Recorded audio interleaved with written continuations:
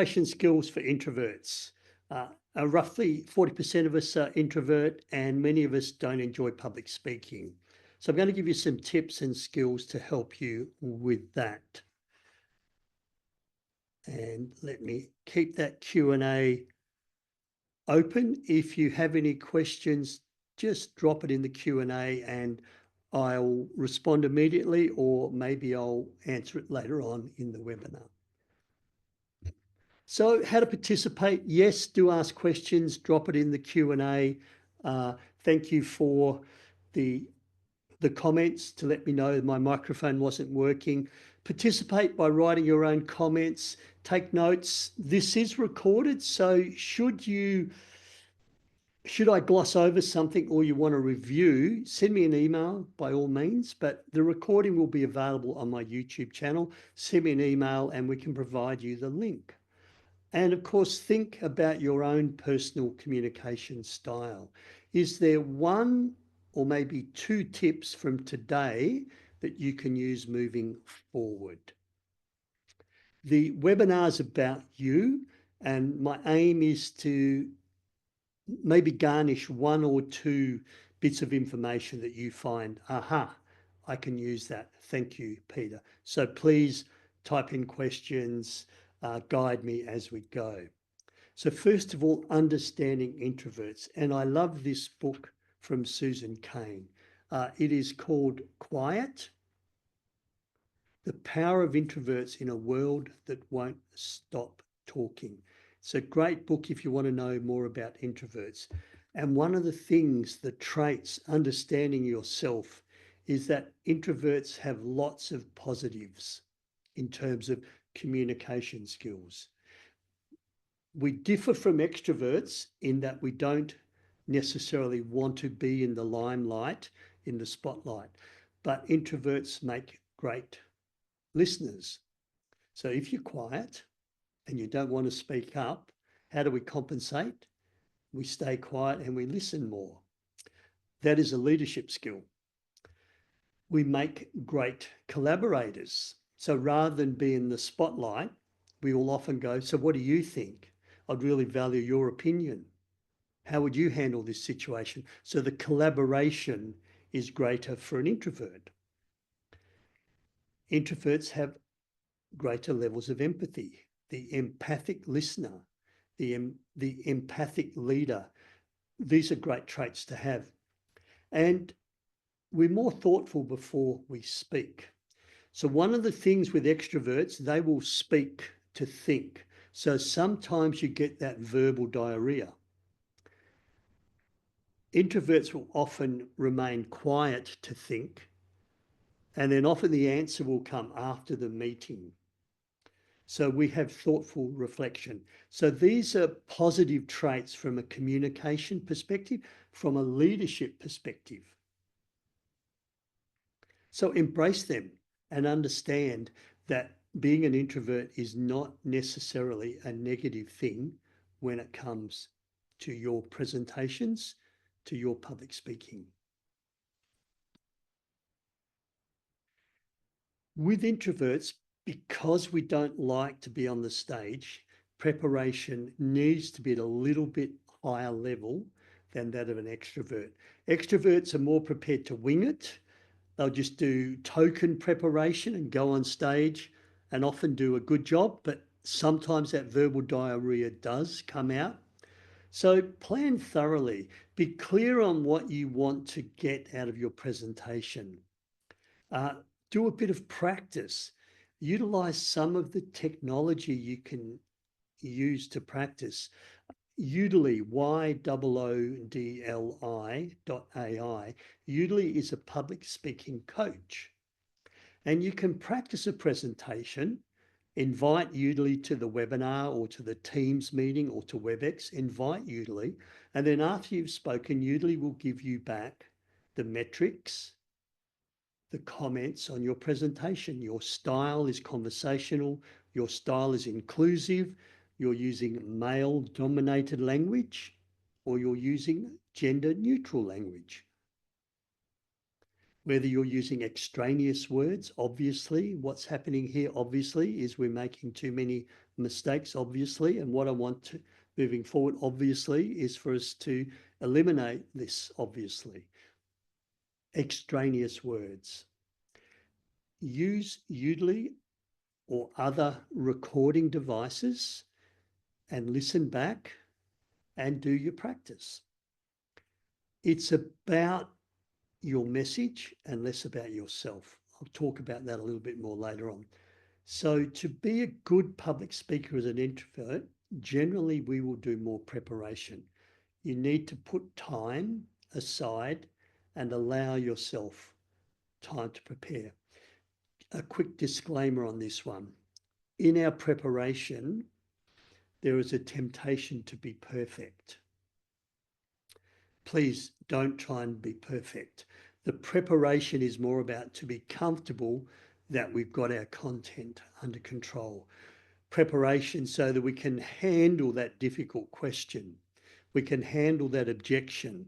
Preparation so we can handle pushback, especially if we are delivering bad news.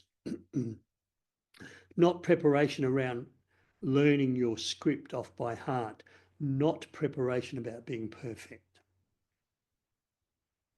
And as I said, you can use udly.ai to be your speech coach. Engage your audience. We use our active listening and our empathy to be more engaging speakers. So we often speak less and we listen more. I know it's a presentation, but I'm going to share a little model with you in a moment that will help you use your active listening and your participation to foster engagement. Visual aids. So you can use visual aids to help take the spotlight from you. Go to a little video clip that illustrates what you want people to see, or use a PowerPoint image. Try not to do death by PowerPoint when you're presenting live. With the webinars, with Zoom, you rely on PowerPoint a little bit more because we're not in the same room. But in a live presentation, don't do death by PowerPoint, but use it as a visual aid. And this shifts people's gaze, focus from you to the screen or to the plasma TV if you're showing a video. So engaging your audience. Here's a little model that I use and I've shared before. It goes like this: tell, show, ask, share. And my aim is to cycle through this model probably every 5 to 10 minutes. So we start with tell, then we do show, then we do ask, and then we do share. Has anyone seen this model before? That's an ask. If I'm in a face-to-face meeting, turn to the person next to you. How might you use this model in your presentation? Now, you will understand that when I ask you a question, and I don't need an answer, just imagine you were in a room with 50 people and one group opposed what you were saying and the other group was on your side. How would you deal with that? Just think of what strategies would be open for you to deal with that conflict in the workplace. I don't need you to answer that, but if you've gone in your head and you're thinking about it, and I give you time, space, you can think about that. Or I may ask, would anyone like to share what they would do? So now I've opened up for an opportunity for you to share. Probably in a group of 50 people, I'm more likely to say, pair up with someone who you don't know. I'm going to give you 5 minutes. Can you share how you would handle that conflict with the person next to you? So when you use the share and the ask as an introvert, this is a little bit of time out. You're now thinking, you're now talking to the person next to you, and the spotlight is less on me, and you're in your head thinking about yourself. And this is an engagement model as well. Unfortunately, with a webinar, I'm mostly talking and mostly showing. In a live presentation or in a meeting, a workplace meeting, I can do more ask, more share. In fact, I'm going to stop for a moment. I see you're all in the Q&A question and answer box. Has anyone seen this model before? It's simply an adult learning model. Tell, show, ask, share. Has anyone seen that before?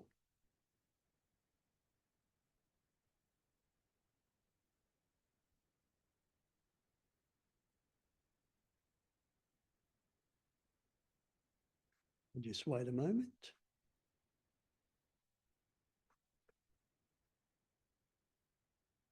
In chat.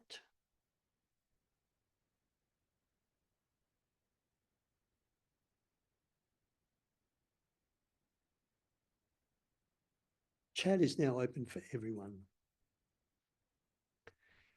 The other thing with this model is we have different learning styles. Some of you are auditory. Auditory means that you learn by listening. You like listening to podcasts. You like listening to people speaking. You like listening to the radio. Some of you are visual learners. You like to look at YouTube. You like to see what it looks like. Can you show me on a flip chart? Can you show me a model? This is a visual representation of tell, show, ask, share. And some of you are kinesthetic. How would that work for me? What does that feel like? Let me have a go. And the ask and the share appeals to the kinesthetic. So this engagement model, tell, show, ask, share, not only as an introvert enables you to give people time, you be more collaborative, people time to ask questions and contribute, taking the pressure off you, you're also cleverly catering for all learning styles. So that is the tell, show, ask, share engagement model. Managing presentation anxiety. And this doesn't necessarily apply to introverts because many people with extroverts also have performance anxiety. One of the things I do before every presentation is I do some relaxation. I do some deep breathing, a little bit of visualization.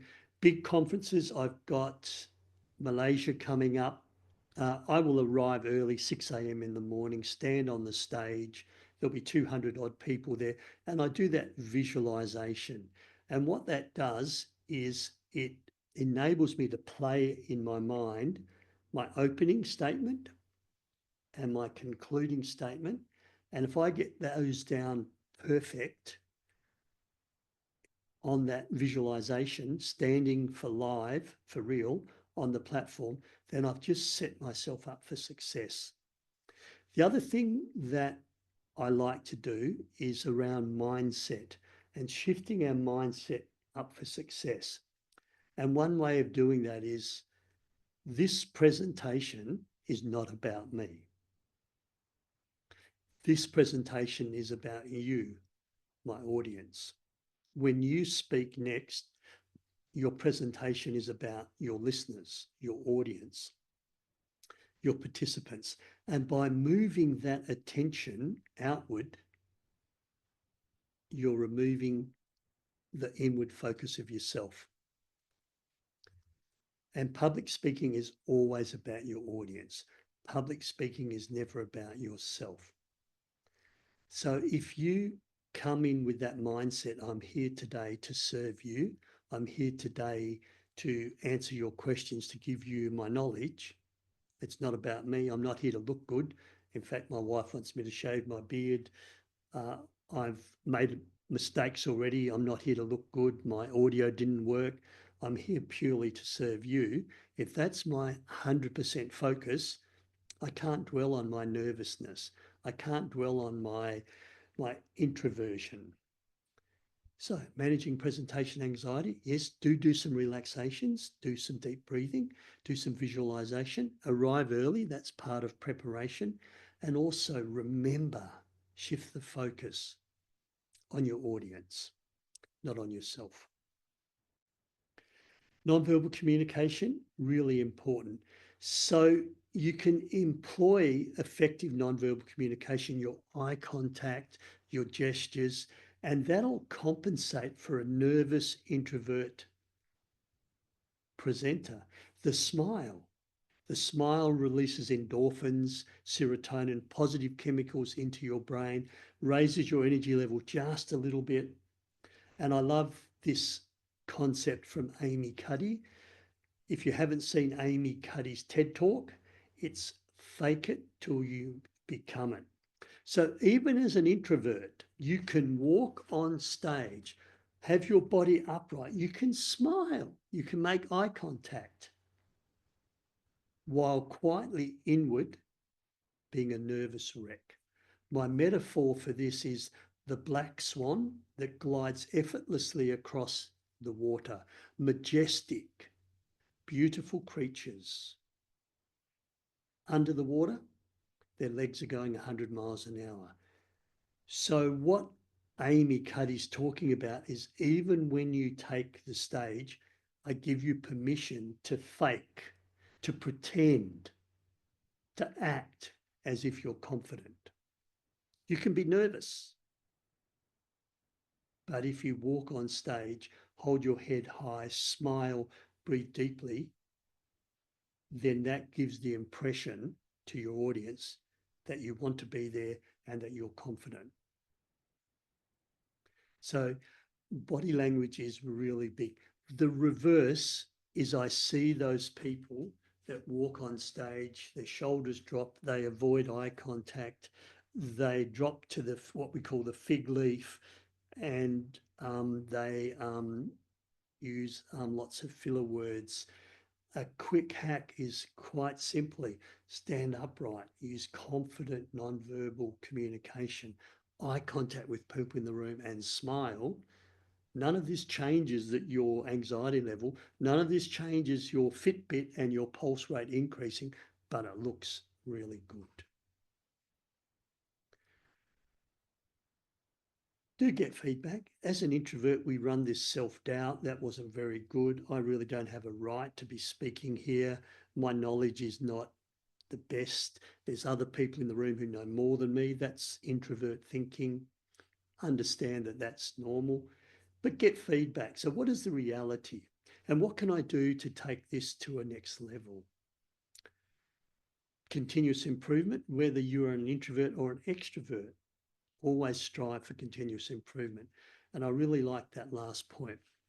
Please understand what you're feeling, how well you think you've done, has got nothing to do with the reality of the audience. So feedback is a great way of really working out how you went. And here's the truth. If you thought you did a terrible job and the audience loved you, you've nailed your presentation. If you think you've done a fantastic job, everything's gone beautifully, you've covered your 3 points superbly, the timing's been superb, and the audience hated you, you've sucked. So I always get feedback from the audience to understand how well I've done, how not so well I've done. And here's the thing, the audience feedback is always different to what I think I've done, and it's always better. So as an introvert, we need to silence that internal critic that sits on our shoulder and whispers in our ear and listen to the feedback that matters. So I'm encouraging you to use your voice. As an introvert, what you've got to say matters. Remember, you've probably got great ideas. You've listened more, good listening skills. You've got greater level of empathy. You're better at collaborating. You're more quiet and considerate before you respond. So what you've got to say is probably good, matters. So please, you can be a powerful communicator. You need to embrace your authentic self, not try to be an extrovert. Be yourself, and please take the first step forward by volunteering, putting your hand up to speak, to act up into a higher position, to agree to run a meeting, or take on a role in a club, president, finance manager, where you will be in the spotlight. And here's my final tip for introverts: self-care. So extroverts gain energy from the crowd. Whoa, I'm charging my battery. Thanks, everyone. I'm getting a lot of energy. Introverts give energy from within the internal source. So at the end of your presentation, at the end of the job interview, at the end of the meeting, you are depleted. So self-care, give yourself time to recover. I would not do back-to-back presentations. Don't plan extrovert activities after your presentation. So when I've done speaking at a conference and people say, hey, Peter, do you want to come down the pub? Let's go and chat. Let's chew the fat. Let's discuss this further. I need to say, look, thanks for the invitation. I might join you a little bit later on, but I just need some time out for an hour or so, and I'll go back to my room, just relax, recharge my batteries. So understand your own limitations as an introvert, but there is no reason why you should not be a fantastic public speaker. What you've got to say matters. Introverts have great ideas. They make great leaders. So by not speaking up, your organization, your team, your clients is losing your innovation, your creativity, your different thinking, your alternative solutions to problems. So please do share your voice. So those tips: understanding the strengths of an introvert. Introverts do need to do a little bit more preparation, less likely to be successful if you wing it. That engagement model focuses more on the audience. Tell, show, ask lots of questions, share. Well, would anyone like to share? Share with the person next to you. That gives you time to recover. Manage your anxiety. Use your nonverbal communication. Get the feedback, because often what you think you're doing, or how well or how badly you think you've done, is not the reality of the audience. And so I'm encouraging you to use your voice, speak up, don't wait, and don't forget, you need to recharge your batteries. Self-care.